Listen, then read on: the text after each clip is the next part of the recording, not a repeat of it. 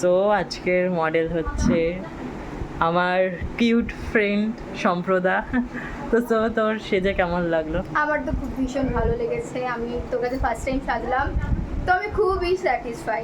কিছু বলার নেই, কারণ দেখতেই পাচ্ছ এত সুন্দর নিখুঁতভাবে করে দিয়েছে। আচ্ছা, একটু শাড়িটা দেখা,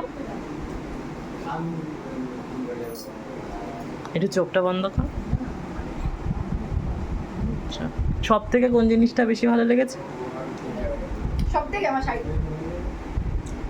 শাড়ি পরাটা ভীষণ লেগেছে।